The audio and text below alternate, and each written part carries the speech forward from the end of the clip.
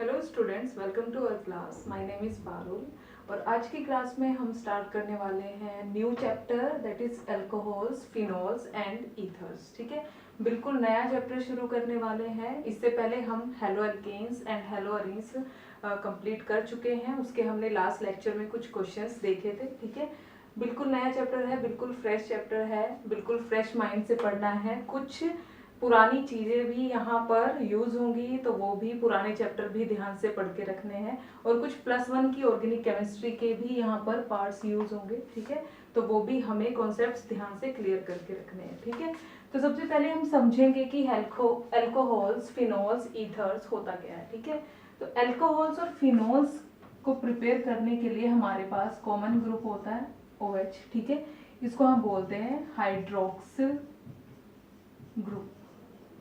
ठीक है, अल्कोहल्स और फिनॉल्स में हमारे पास क्या होता है OH ग्रुप, और इसको हम क्या बोलते हैं, हाइड्रोक्सिल ग्रुप बोलते हैं। ठीक है, ईथर्स में हमारे पास होता है OR, मतलब एल्कोक्सी। इसको हम क्या बोलते हैं, alkoxy alkyl group plus oxygen alkoxy group, और OAR, इसको हम बोलते हैं एल्कोक्सी। ठीक है, तो हमारे पास दो पार्ट है यहाँ पर इस चैप्टर में। हमें इसको चैप्टर को भी हमें दो पार्ट्स में ही डिवाइड करके पढ़ना है, अल्कोहल, फिनॉल्स एंड ईथर्स। ठीक है, ईथर्स की कुछ सेपरेट प्रॉपर्टीज हैं।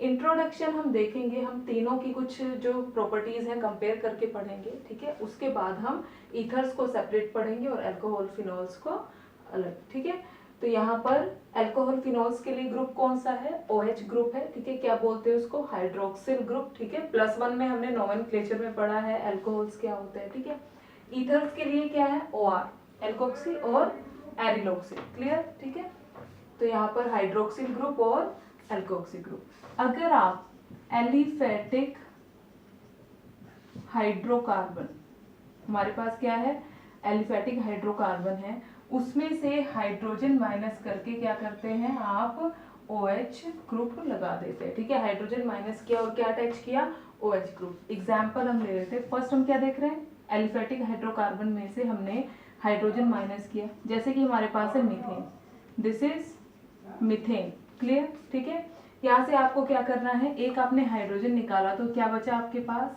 CH3 बचा। ठीक है, आपने हाइड्रोजन यहाँ से रिमूव किया। CH3 में एक कार्बन वैलेंसी फ्री है, आपको क्या करना है, यहाँ पर OH अटैच करना है। ठीक है, तो ये सिर्फ समझने के लिए, इस तरह से OH नहीं अटैच होता। ठीक है, ये OH ग्रुप है पूरा का पूरा। ठीक है, और यहाँ पर हाइड्रोजन पूरा का पूरा ग्रुप होगा। ठीक है, तो ये सिर्फ समझने के लिए है। हाइड्रोजन यहाँ से आपने रिमूव किया और क्या अटैच कर देना है, इस पे आपको OH ग्रुप को प्लस कर देना है। ठीक है, तो OH ग्रुप, यहाँ पर ऑक्सीजन की वैलेंसी फ्री है, यहाँ पर कार्बन की वैलेंसी फ्री है, क्या मिलेगा आपको, CH3OH। ठीक है, तो ये हुआ अल्कोहल। ठीक है, ये क्या हुआ, मिथेनॉल। ये कौन सा अल्कोहल है आपका, मिथेनॉल। मिथेन से क्या मिला, मिथेनॉल मिला। ठीक है, तो एलिफेटिक हाइड्रोकार्बन मतलब सिंपल जो हाइड्रोकार्बन है, जो एरोमेटिक नहीं है, जिसमें रेजोनेंस नहीं है। ठीक है, रिंग नहीं है और रेजोनेंस नहीं है। ठीक है, तो ये अब और हम देखते हैं एग्जाम्पल। एलिफेटिक ही है हमारे पास, CH double bond CH, CH3। ठीक है, इसमें अगर आप इस कार्बन पे या किसी भी कार्बन पे अगर आप हाइड्रोजन रिमूव करके क्या करते हैं, हाइड्रोजन आपने हटाया और क्या किया, यहाँ पर OH अटैच किया। ठीक है, तो OH आपने यहाँ पर OH ग्रुप आप अटैच कर रहे हो, तो क्या आ जाएगा यहाँ पर CH3 CH double bond CH CH2OH। ठीक है, ये आपको अल्कोहल मिल गया। डबल बॉन्ड्स है यहाँ पर, डबल बॉन्ड प्रेजेंट है, लेकिन ये भी क्या है, एलिफेटिक हाइड्रोकार्बन। ठीक है, क्लियर। ठीक है, और क्या हो सकता है, आपके पास रिंग है। ठीक है, ये है साइक्लोहेक्सेन। ठीक है, साइक्लोहेक्सेन में भी आपने क्या किया, एक हाइड्रोजन माइनस किया और क्या बना दिया, ये वाला हाइड्रोजन यहाँ से आपने हटाया और इसकी जगह क्या लगा दिया, OH लगा दिया। ठीक है, ये क्या बना, साइक्लोहेक्सेनॉल। ठीक है, तो ये भी क्या है, अल्कोहल है। ठीक है, तो आपको क्या करना है, कार्बन की वैलेंसी फ्री करनी है। कभी भी कोई भी ग्रुप आप अटैच करते हो, जैसे हम हेलो एल्केन, हेलो अरीन्स में कर रहे थे, कभी भी कोई भी ग्रुप अटैच करने के लिए आपको क्या करना पड़ता है, कार्बन की वैलेंसी इसको फ्री करना पड़ता है। ठीक है, कार्बन की वैलेंसी फ्री करेंगे, कैसे फ्री करेंगे, कार्बन के साथ क्या अटैच होता है, हाइड्रोकार्बन में हाइड्रोजन अटैच होते हैं, तो कार्बन की वैलेंसी फ्री करने के लिए हाइड्रोजन रिमूव करना पड़ेगा और हाइड्रोजन को रिप्लेस करना पड़ेगा रिक्वायर्ड ग्रुप से, ठीक है। हेलो एल्केन्स बनाए तो हेलोजन से करेंगे, ठीक है। अल्कोहल्स बनाने हैं तो हाइड्रोक्सिल ग्रुप से रिप्लेस करेंगे, क्लियर, ठीक है। तो एलिफेटिक हाइड्रोकार्बन्स जो हमारे, देखो नॉर्मल यहाँ पर रेजोनेंस भी होती है, ठीक है, चेन में रेजोनेंस भी होती है, लेकिन जब रिंग में रेजोनेंस होती है तो वो होते हैं एरोमेटिक, ठीक है। तो एरोमेटिक आपके कौन से होते हैं, जैसे कि बेंजीन रिंग, ठीक है, रिंग है और पूरी रिंग में क्या है, कंप्लीट रेजोनेंस, ये क्या है, एरोमेटिक। इसके अलावा हमारे पास जो होते हैं बाकी सब क्या होते हैं, एलिफेटिक। अगर यहाँ पर रेजोनेंस भी है तब भी वो क्या होगा, एलिफेटिक ही उसको आप बोलोगे, क्लियर, ठीक है। तो एलिफेटिक में से जब आप H हटा के OH लगाते हो तो आपको क्या मिलते हैं, क्या मिलेंगे यहाँ पर, एल्कोहल्स, क्लियर, ठीक है। तो ये तो हुआ कि एल्कोहल कैसे बनते हैं हमारे, ठीक है। दूसरा, अगर आप एरोमेटिक में से, ठीक है, अभी हमने किससे रिमूव किया, फर्स्ट हमने क्या किया है, एरोमेटिक में से हमने क्या किया, हाइड्रोजन हटाया, ठीक है। सेकंड हम क्या देख रहे हैं, अगर फर्स्ट हमने किया एलिफेटिक में से, सेकंड हम देख रहे हैं एरोमेटिक, ठीक है। एलिफेटिक में से जब किया तो अल्कोहल बना, एरोमेटिक में करेंगे तो क्या बनेगा, फिनोल बनेगा। और एरोमेटिक हम कौन सा देख रहे हैं यहाँ पर, बेंजीन रिंग, ठीक है। एरोमेटिक हमारे पास मेनली हम किसको देखते हैं, बेंजीन रिंग, ठीक है। और भी होते हैं एरोमेटिक हाइड्रोकार्बन्स, लेकिन स्पेशली यहाँ पर किसकी बात कर रहे हैं, फिनोल किससे बनेगा, बेंजीन से बनेगा, ठीक है। फिनोल किससे बन रहा है, बेंजीन से। बेंजीन रिंग है ये हमारे पास, ठीक है। इसका फॉर्मूला क्या होता है, C6H6, ठीक है। यहाँ से क्या किया, एक H हटाया, बचा C6H5, मतलब एक कार्बन की वैलेंसी फ्री हो गई। इसमें हमें क्या लगाना है, OH लगाना है, ठीक है। तो हर जगह H होता है, ठीक है। यहाँ पर क्या है, सब जगह H है। कार्बन की 4 वैलेंसी होती है, 3 बॉन्ड यहाँ बने हुए हैं और हर जगह क्या है, हाइड्रोजन, ठीक है। तो किसी एक हाइड्रोजन को आप क्या करोगे, रिमूव करोगे और उसकी जगह क्या लगाओगे, OH लगाओगे, ठीक है। तो क्या बनेगा आपके पास, क्या आ जाएगा, तो मान लो मैंने ये वाला हाइड्रोजन, ये क्या बना, फिनोल, 2 भी लगा सकते हैं, ठीक है। तो ये क्या हुआ, फिनोल हुआ, ठीक है, क्लियर। तो अगर एलिफेटिक हाइड्रोकार्बन में से H रिमूव करके OH लगाया तो अल्कोहल, एरोमेटिक में से H रिमूव करके OH लगाया तो फिनोल। एरोमेटिक में स्पेशली किसकी बात करें, बेंजीन, बेंजीन से ही क्या बनेगा, फिनोल बनेगा। ये बेंजीन है, ये फिनोल है, ठीक है, क्लियर, ठीक है। तो ये हमें क्लियर हो गया। अभी हम देखेंगे ईथर्स, ईथर कैसे बनते हैं, ठीक है। तो हम एक बार क्लियर करके चलेंगे ईथर क्या होता है, ठीक है। जब हम प्रिपरेशन एंड प्रॉपर्टीज पढ़ेंगे तो हम सेपरेट पढ़ेंगे, ठीक है। तो यहाँ पर थर्ड है हमारे पास ईथर्स।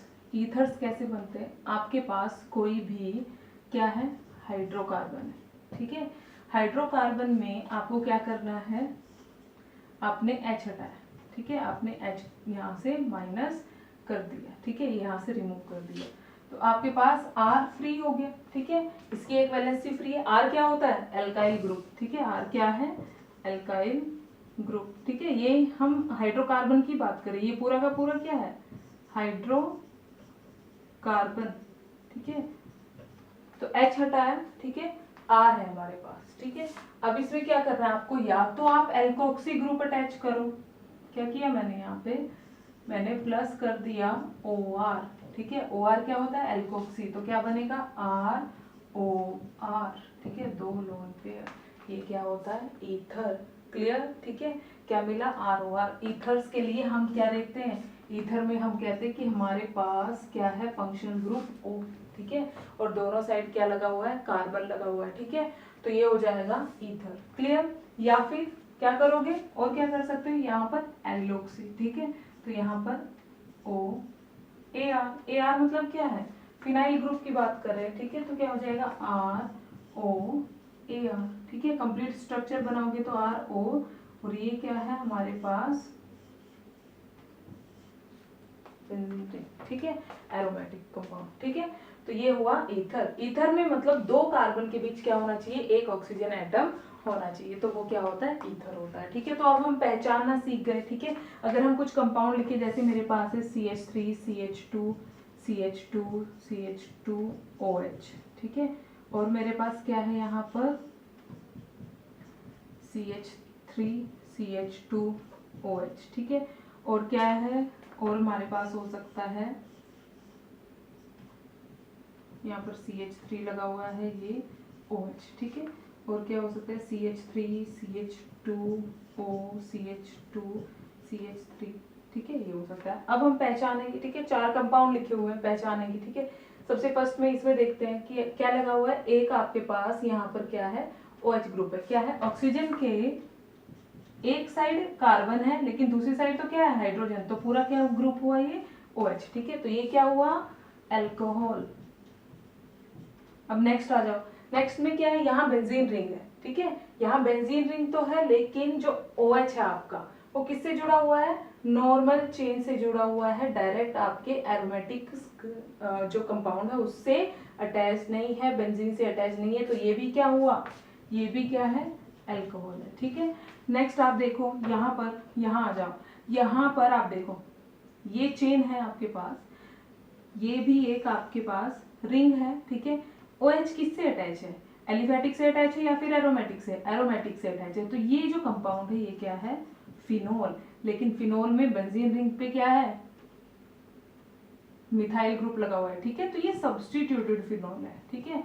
कंप्लीट फिनोल नहीं है, कैसा है, सब्स्टिट्यूटेड फिनोल। मतलब फिनोल में आपने एक H हटा के कोई सब्स्टिट्यूएंट लगाया हुआ है, ठीक है। तो ये क्या हुआ, सब्स्टिट्यूटेड फिनोल, ठीक है।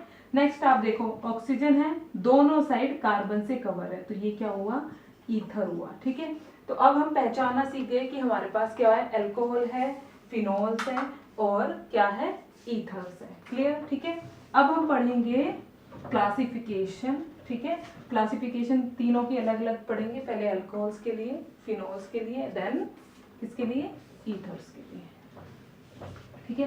तो अब हम समझ गए कि अल्कोहल्स और फिनोल्स कैसे बनेंगे, एलिफैटिक और एरोमेटिक हाइड्रोकार्बन में क्या लगाने से, OH ग्रुप, ठीक है, हाइड्रोक्सिल ग्रुप लगाने से। और ईथर्स कैसे बनेंगे, एल्कोक्सी या फिर एल्डोक्सी ग्रुप लगाने से। क्लियर, ठीक है। तो नेक्स्ट टॉपिक है हमारा क्लासिफिकेशन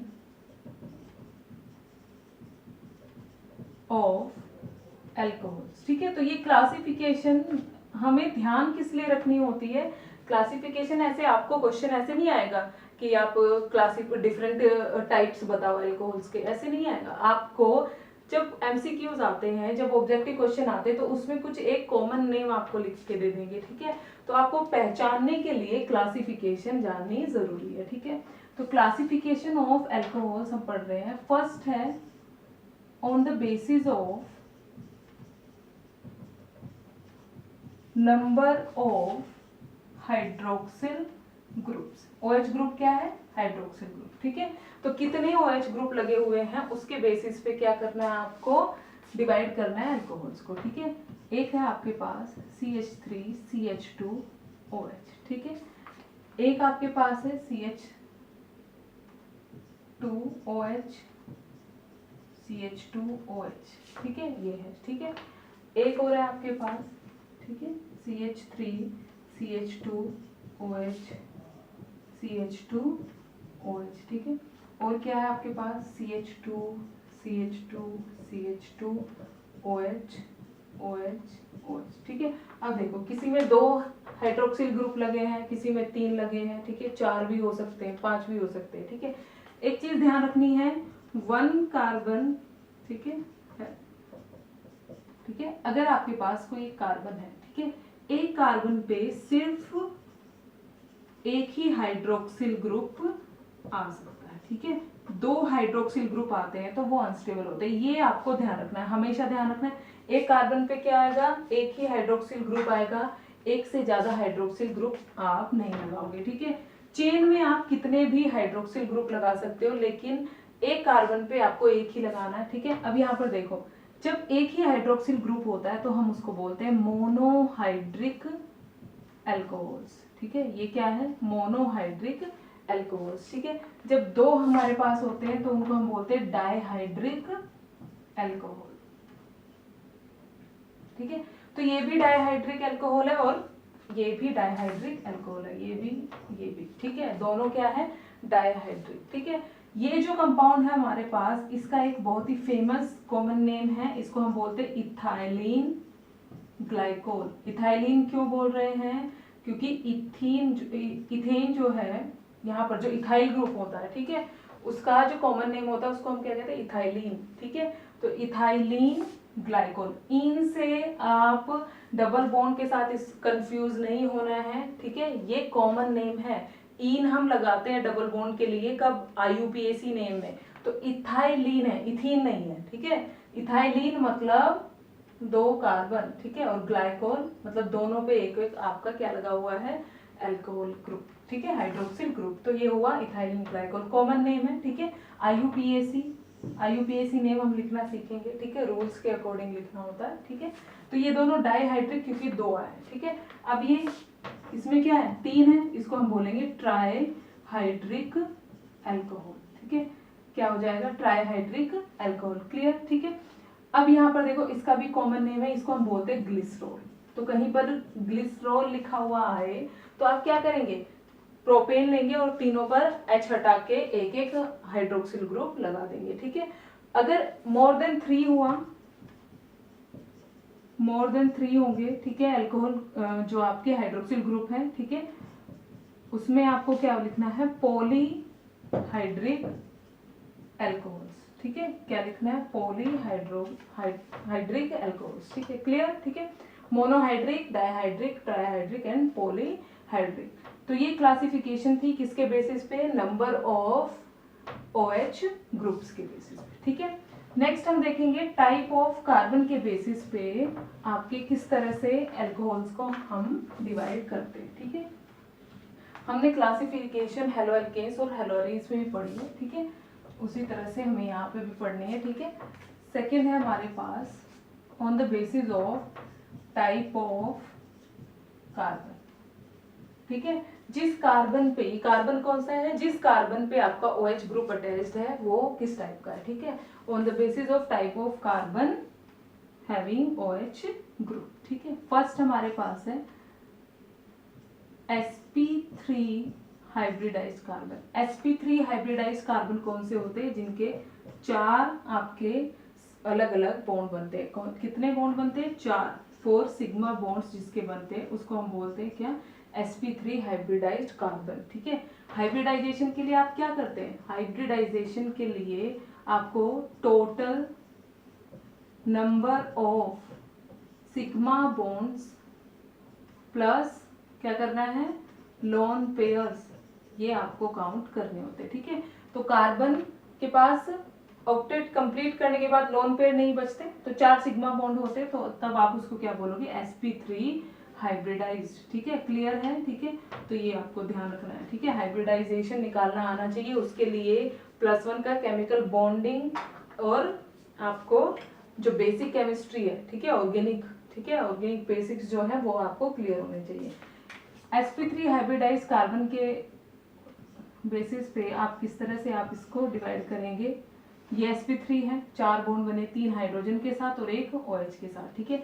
और क्या हो सकता है, sp3 CH3 CH2 OH, ठीक है, क्लियर, ठीक है। और क्या हो सकता है, बहुत हो सकते हैं, ठीक है, कुछ ही हम लिखेंगे, CH CH3 OH, ठीक है, क्लियर, ठीक है, और C CH3 CH3 CH3 OH, और भी हो सकते हैं, आप OH को यहाँ लगा सकते हैं, और कार्बन 5 कार्बन की चेन हो सकती है, ठीक है। तो किसी भी तरह से आप कितने भी कार्बन चेन में क्या कर सकते हैं, आप अल्कोहल ग्रुप, हाइड्रोक्सिल ग्रुप लगा सकते हैं, ठीक है। तो अभी ये मैंने इसलिए लिखा है क्योंकि यहाँ पर हमें sp3 हाइब्रिडाइज्ड कार्बन के अकॉर्डिंग अल्कोहलिक ग्रुप को क्या करना है, डिवाइड करना है, क्लियर है।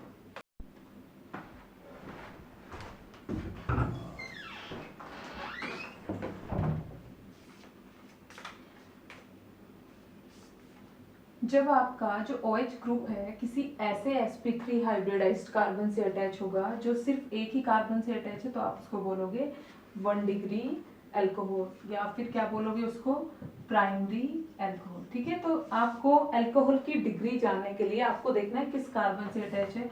कार्बन की जो डिग्री होगी वही अल्कोहल की। ये कार्बन एक ही कार्बन से अटैच है तो ये 1 डिग्री कार्बन, तो अल्कोहल भी 1 डिग्री मतलब प्राइमरी।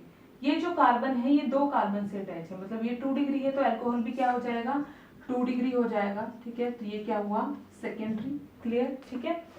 ऐसे ही जब यहाँ पर आप कार्बन देख रहे हैं ये 3 कार्बन से अटैच है तो ये क्या हुआ, कार्बन 3 डिग्री हुआ, तो अल्कोहल भी क्या हुआ 3 डिग्री मतलब टर्शियरी। क्लियर, ठीक है। तो यहाँ पर आपको ये चीज ध्यान रखनी है। ठीक है, यहाँ पर जो कार्बन है उसके साथ कोई भी कार्बन अटैच नहीं है, समझने के लिए हम इसको 0 डिग्री लिख देते हैं। ठीक है, पर 0 डिग्री जैसा कुछ नहीं होता, बस समझने के लिए आप बोल सकते हो कि ये 0 डिग्री अल्कोहल है, अदरवाइज ये प्राइमरी, सेकेंडरी एंड टर्शियरी। ठीक है, ये जो हमने कंपाउंड लिखा है यहाँ पर इसका नाम होता है isopropyl alcohol, common name, this is common name. ठीक है, तो ये कुछ आपको याद रखने हैं, ये ग्रुप आपका क्या होता है, आइसोप्रोपाइल। ठीक है, जब सेकेंड लास्ट कार्बन पे, इधर से अगर आप देखोगे ये लास्ट कार्बन, ये सेकेंड लास्ट, तो सेकेंड लास्ट पे एक मिथाइल ग्रुप होता है तो उसको हम बोलते हैं आइसो ग्रुप। और जब हम कॉमन नेम लिखते हैं तो हम सारे कार्बन काउंट कर लेते हैं, तो ये हुआ आइसोप्रोपाइल अल्कोहल।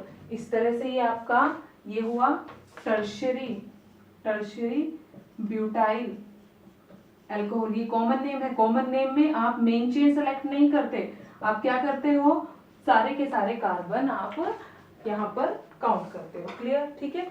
तो हमारा जो sp3 हाइब्रिडाइज कार्बन था उसके बेसिस पे हमने कितने में डिवाइड किया, 1 डिग्री, 2 डिग्री एंड 3 डिग्री, और 0 डिग्री भी एक आ जाएगा। सेकेंड हमारे पास है carbon sp3 hybridise carbon next to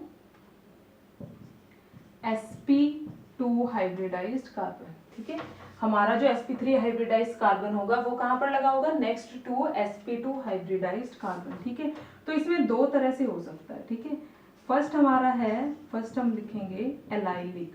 ठीक है, फर्स्ट हमारे हो जाएंगे एलाइलिक एल्कोहल्स। ठीक है, एलाइलिक एल्कोहल्स होंगे जब ये जो कंडीशन होगी ये आपकी कहां पर बनेगी, एलिफेटिक, ठीक है, हाइड्रोकार्बन्स में। ठीक है, किस तरह से, आप देखो यहाँ पर है हमारे पास CH3। ठीक है, आप यहाँ देख सकते हो CH2 double bond CH, CH2, और यहाँ पर क्या लगा है OH। ये जो कार्बन है ये sp3 हाइब्रिडाइज्ड है, क्योंकि एक कार्बन के कितने बॉन्ड बने हैं, 2 हाइड्रोजन के साथ, एक सिग्मा बॉन्ड, यहाँ एक OH के साथ, तो टोटल 4 सिग्मा बॉन्ड है। 4 सिग्मा बॉन्ड मतलब ये क्या है, sp3 हाइब्रिडाइज्ड कार्बन। क्लियर, ठीक है। यहाँ पर आ जाओ, यहाँ पर देखो एक कार्बन के कितने बॉन्ड बने, 2 सिग्मा, यहाँ पर देखो डबल बॉन्ड में क्या होता है, एक सिग्मा एक पाई, तो टोटल 3 सिग्मा, और 3 सिग्मा में हाइब्रिडाइजेशन क्या होता है, sp2। तो ये जो कार्बन है ये कैसा है, sp2 हाइब्रिडाइज्ड कार्बन। क्लियर, ठीक है, तो ये sp2 हाइब्रिडाइज्ड है, ये sp3 हाइब्रिडाइज्ड है। क्लियर है, ठीक है। तो यहाँ पर देखो ऐसे जो अल्कोहल्स बनते हैं जिसमें इस तरह का कुछ कंडीशन बन रही है उसको क्या बोलते हैं, एलाइलिक अल्कोहल। इसमें भी आप 1 डिग्री, 2 डिग्री और 3 डिग्री डिसाइड कर सकते हो। यहाँ पर देखो ये कार्बन एक ही से जुड़ा हुआ है। ठीक है, तो ये क्या हुआ, 1 डिग्री। ठीक है, अब देखो CH2 डबल बॉन्ड C, यहाँ पर CH आ जाएगा। ठीक है, ये बॉन्ड यहाँ पर, और यहाँ पर CH3 OH। ठीक है, अब देखो यहाँ पर जो कार्बन है ये sp3 है। ठीक है, एलाइलिक अल्कोहल की कंडीशन बन रही है, sp2 से नेक्स्ट वाले पे लगा हुआ है लेकिन एक और से जुड़ा है, तो ये कार्बन कैसा हुआ, ये 2 डिग्री हुआ, तो ये अल्कोहल भी 2 डिग्री एलाइलिक अल्कोहल। ठीक है, एलाइलिक बोलते ही समझ जाना कि डबल बॉन्ड से नेक्स्ट वाले कार्बन पे क्या लगा होगा, आपका OH ग्रुप। ठीक है, किसमें, एलिफेटिक कंपाउंड्स में। 3 डिग्री बनाएंगे, 3 डिग्री कैसे बनेगा, CH3 OH। ठीक है, ये भी एलाइलिक है लेकिन 3 डिग्री, जहां पर OH लगा है वो कार्बन 2 और कार्बन से अटैच है। क्लियर है, ठीक है। तो ये था हमारा sp3 next to sp2 hybridise carbon, उसमें हमने देखा एलाइलिक अल्कोहल। ठीक है, इसी में ही आपका सेकंड पार्ट है जब आपका बेंजीन रिंग से नेक्स्ट पे लगा हुआ है। ठीक है, फर्स्ट क्या है, एलाइलिक, सेकंड का फर्स्ट आपका एलाइलिक, और सेकंड का आपका सेकंड पार्ट हो जाएगा यहाँ पर, इस तरह से कंफ्यूज नहीं है, यहाँ पर क्या होगा, बेंजाइलिक अल्कोहल। ठीक है, कंडीशन सेम बनेगी, लेकिन यहाँ पर नेक्स्ट टू, यहाँ पर क्या है, sp3 next to benzene ring. ठीक है, sp3 होगा लेकिन नेक्स्ट टू क्या होगा, बेंजीन रिंग। क्लियर? ठीक है, तो बेंजीन रिंग में क्या होता है, बेंजीन रिंग के सारे कार्बन जो होते हैं वो क्या होते हैं, sp2 हाइब्रिडाइज्ड कार्बन। अब अगर यहाँ पर आप एक CH3 लगा दोगे तो ये जो CH3 है ये तो sp3 हाइब्रिडाइज्ड हो गया। ठीक है, तो कंडीशन क्या बनी, sp3 hybridised next to sp2 hybridised. Clear? ठीक है, तो इसी में ही फर्स्ट आपका एलाइलिक था, नेक्स्ट टू डबल बॉन्ड। ठीक है, सेकेंड आपका है यहाँ पर sp3 next to benzene ring, ये sp3 नेक्स्ट टू ये हमारी बेंजीन रिंग। अगर यहाँ पर आप OH ग्रुप लगाते हो तो ऐसे को हम क्या बोलते हैं, बेंजाइलिक अल्कोहल। ठीक है, तो इसमें भी आपके 3 तरह से आप डिवाइड कर सकते हो। ये आपका CH, एक आपने और CH3 यहाँ पर लगा दिया तो ये क्या हुआ, 2 डिग्री। ठीक है, तो ये 1 डिग्री था बेंजाइलिक में ही, ये 2 डिग्री हो जाएगा और आपके पास नेक्स्ट क्या आ जाएगा, CH3। ठीक है, एक और CH3 लगा दिया और एक आपका OH। ठीक है, ये हो जाएगा 3 डिग्री।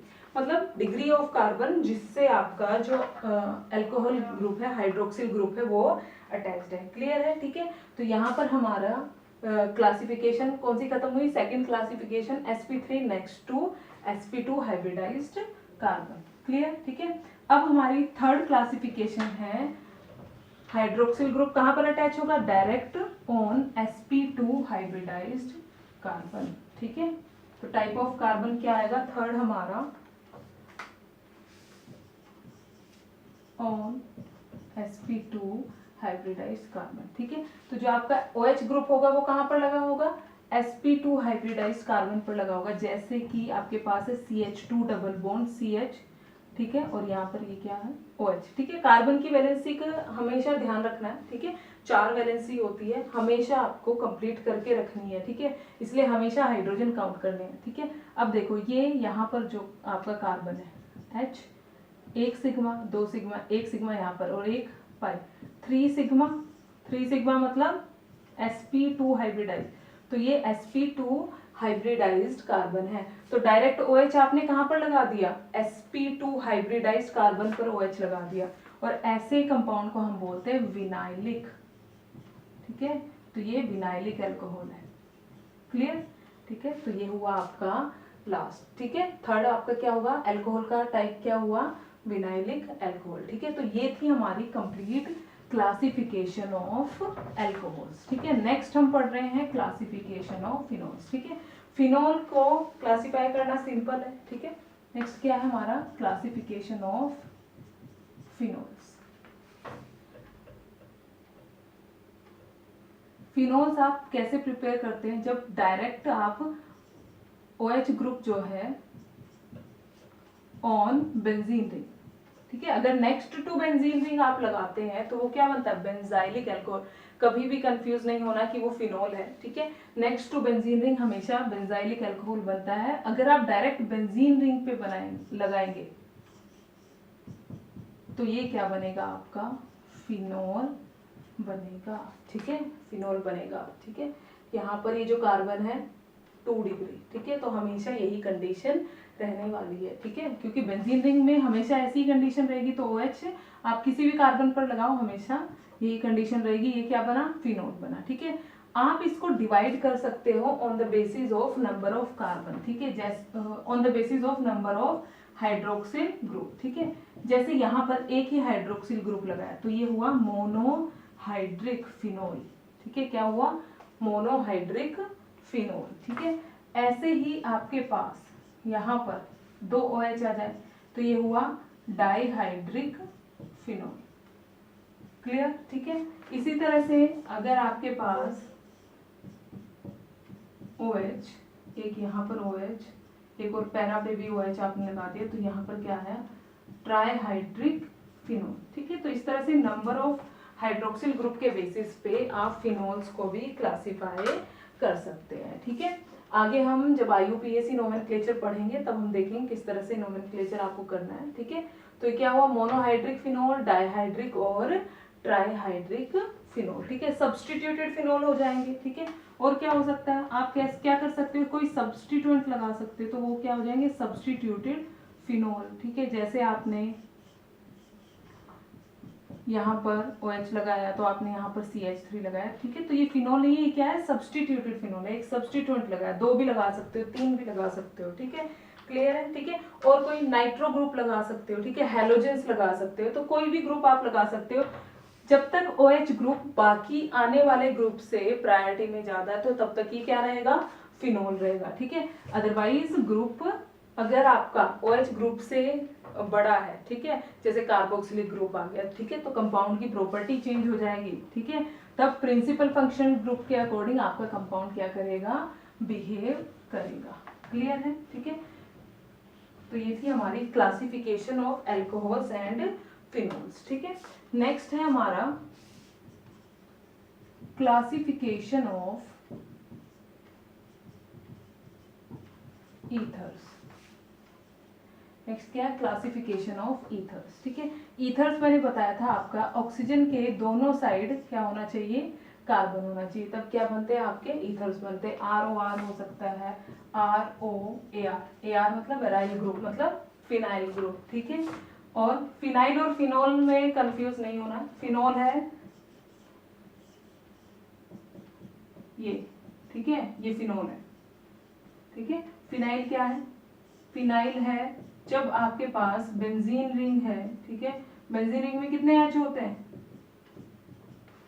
6 H होते हैं। मान लो आपने एक H हटा के कार्बन की वैलेंसी फ्री कर दी, दैट इज फिनाइल ग्रुप। ठीक है, तो फिनोल और फिनाइल में कंफ्यूज नहीं होना है, फिनाइल एल्काइल ग्रुप की तरह आप ट्रीट करते हो और फिनोल पूरा का पूरा एक कंपाउंड है। ठीक है, तो ये एराइल ग्रुप यहाँ किसकी बात हो रही है, इसकी, कि एक वैलेंसी किसके साथ है, OH, ये यहाँ पर O की एक वैलेंसी किसने पूरी की है, फिनाइल ग्रुप ने। और क्या हो सकता है, ये भी। ठीक है, क्लियर। ठीक है, ठीक है, तो ये हमारे इस तरह से हमें क्या करना है, ईथर्स को फॉर्म करना है। ठीक है, तो अभी हम देख रहे हैं क्लासिफिकेशन ऑफ ईथर्स। अब आप क्या कर सकते हैं, आप इस तरह से कोई ईथर लिख सकते हैं। ठीक है, कोई आपका यहाँ पर रूल नहीं है कि आपको एक ही कार्बन लगाना है। ठीक है, 2 भी लगा सकते हो। ठीक है, तो आप क्या कर सकते हो, CH3 CH2 O CH2 CH3, ये भी ईथर है। ठीक है, क्लियर है। ठीक है, ऐसा भी कोई रूल नहीं है कि जितने कार्बन आपके लेफ्ट साइड पर है उतने ही आपके राइट साइड पर होने चाहिए, तो इसलिए आप इस तरह से भी लिख सकते हो। क्लियर। ठीक है, और क्या लिख सकते हो, ठीक है, यहाँ पर O CH2 CH3। ठीक है, ये तो हो गया। ठीक है, ये CH2 ये CH3। ठीक है, तो दोनों डिफरेंट भी हो सकते हैं, लेकिन एक चीज और ध्यान रखनी है, आप लेफ्ट साइड लिखो या फिर राइट साइड। अगर आप ऐसे लिख रहे हो, ठीक है, यहाँ पर CH3 आपने लेफ्ट साइड लगाया, यहाँ पर CH3 राइट साइड, तो ये दोनों सेम कंपाउंड है। ठीक है, तो इस तरह से नहीं करना कि एक बार लेफ्ट साइड लगाया एक बार राइट साइड, वो आपका स्पेस में है, यहाँ पर 3D स्पेस में, तो वो कहीं भी घूम रहे हैं। ठीक है, तो आप इसको कैसे भी घुमा सकते हो, वो दोनों सेम ही कंपाउंड है। ठीक है, क्लियर है। ठीक है, तो अब यहाँ पर देखो, यहाँ पर ऑक्सीजन के दोनों साइड वाले जो कार्बन है, ठीक है, वो क्या है, नंबर ऑफ कार्बन सेम है, दोनों साइड की जो ग्रुप है वो सेम है। ठीक है, तो इसलिए हम इसको क्या बोलते हैं, इनको हम बोलते हैं सिंपल और क्या बोलेंगे, अनसिमेट्रिकल ईथर्स। ठीक है, ये क्या है, हमारे सिंपल ईथर्स हैं, या फिर और क्या लिख सकते हैं इसको, अनसिमेट्रिकल ईथर्स हम इसको लिख सकते हैं। अब यहाँ पर देखो, इधर इथाइल ग्रुप है, यहाँ पर मिथाइल, यहाँ पर इथाइल है, यहाँ पर प्रोपाइल, इन दोनों में क्या है, दोनों के दोनों जो चेन्स है वो क्या है, डिफरेंट है। इनको आप क्या बोलोगे, मिक्स्ड और अनसिमेट्रिकल ईथर्स। क्लियर है। ठीक है, मिक्स्ड ईथर बोलोगे या फिर अनसिमेट्रिकल ईथर्स आप इसको बोलोगे। ठीक है, और यहाँ पर क्या लिख सकते हो आप, ये भी तो हो सकता है, यहाँ पर आपका बेंजीन। क्लियर। ठीक है, ये भी क्या है, ईथर। ठीक है, तो इसको आप घुमा के लिख दो ऐसे, तब भी सेम ही कंपाउंड बनेगा। क्लियर? ठीक है, तो ईथर में जब दोनों साइड चेन्स आपकी सेम हो तो वो सिंपल ईथर्स। ठीक है, अगर दोनों साइड जो चेन्स हैं आपकी वो डिफरेंट है, ठीक है, वो क्या हो जाएगा आपका मिक्स्ड और अनसिमेट्रिकल ईथर्स। ठीक है, तो ये थी complete classification of alcohols, phenols and ethers. ठीक है, क्लियर है? ठीक है, तो नेक्स्ट हम शुरू करने वाले हैं structure of alcohols, phenols and ethers. ठीक है, तीनों का जो ज्योमेट्री है तीनों की वो सेम रहेगी। ठीक है, ज्योमेट्री आप कैसे बनाते हैं, आप हाइब्रिडाइजेशन देखते हैं। ठीक है, total number of sigma bonds and lone pairs. ठीक है, यहाँ पर हमारे पास है अल्कोहल, ऑक्सीजन के पास क्या है, 2 लोन पेयर। ठीक है, और क्या है हमारे पास,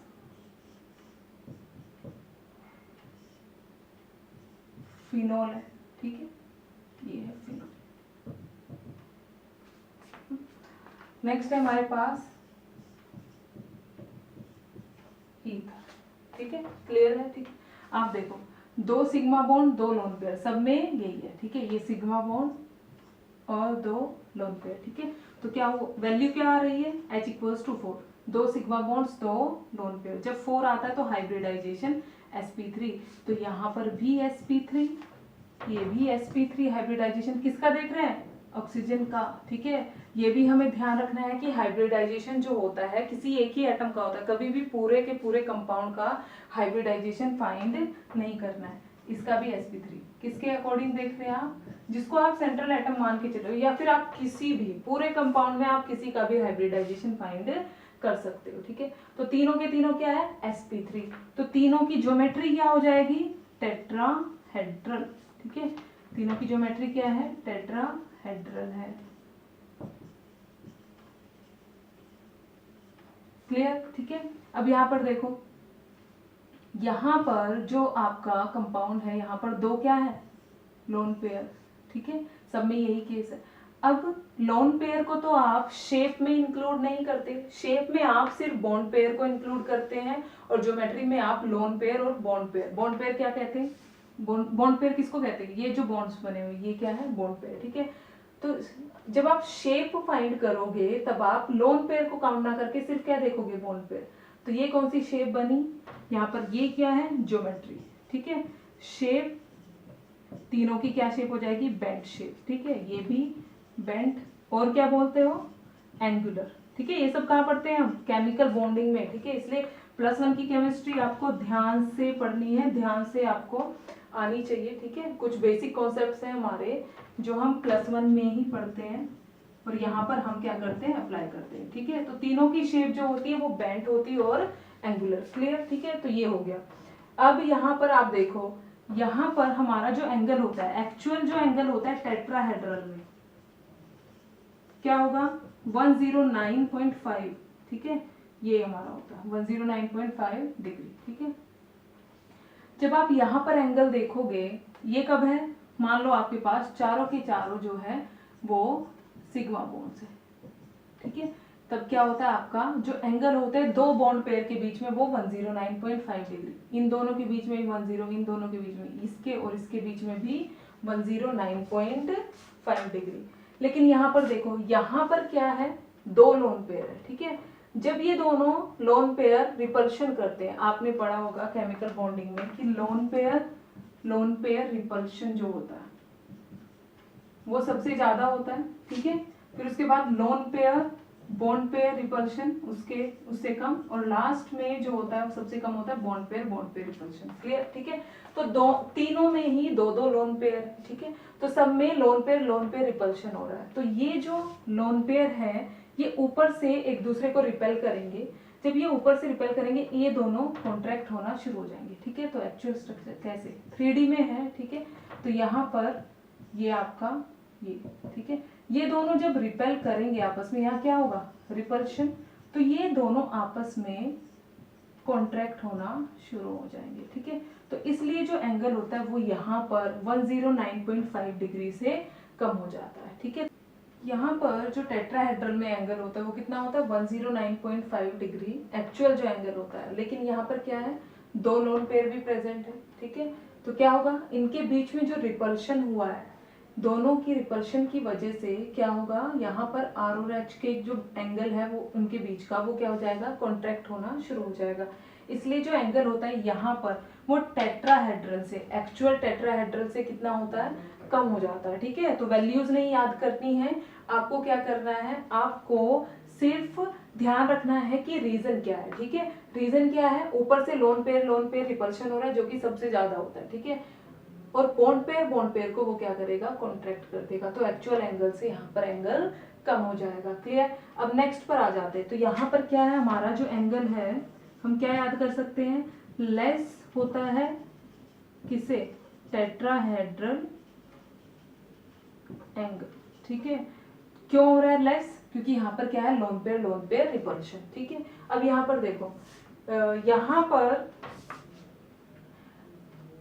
पर भी लोन पेयर रिपल्शन है, लेकिन इनमें जो रिपल्शन है वो भी ज्यादा है, क्योंकि ये ग्रुप क्या है, थोड़ा सा बड़ा है। ठीक है, तो यहाँ पर जितना कॉन्ट्रैक्ट होगा ये उतना ज्यादा कॉन्ट्रैक्ट नहीं हो पाएगा, क्योंकि इनके बीच में भी क्या है, रिपल्शन, ऊपर से तो है, इनके बीच में भी रिपल्शन है। ठीक है, तो यहाँ पर जो एंगल है ये क्या होगा, लेस देन टेट्राहेड्रल से तो कम होगा। क्यों, क्योंकि लोन पेयर रिपल्शन है यहाँ पर। क्लियर, ये हमें ध्यान रखना है। ठीक है, लेकिन मोर होगा किससे, ज्यादा किससे होगा, अल्कोहल से। क्यों, क्योंकि फिनोल क्या है, बड़ा ग्रुप है। ठीक है, आर के कंपैरिजन में, तो ये भी एच को रिपेल करेगा। क्लियर। ठीक है, अब आ जाते हैं ईथर्स में। ईथर्स में लोन पेयर रिपल्शन है और दो बड़े ग्रुप भी है, इनका जो रिपल्शन होता है यहाँ पर वो ज्यादा हो जाता है। ठीक है, आर एंड आर का जो रिपल्शन है वो ज्यादा हो गया किससे, लोन पेयर के रिपल्शन से।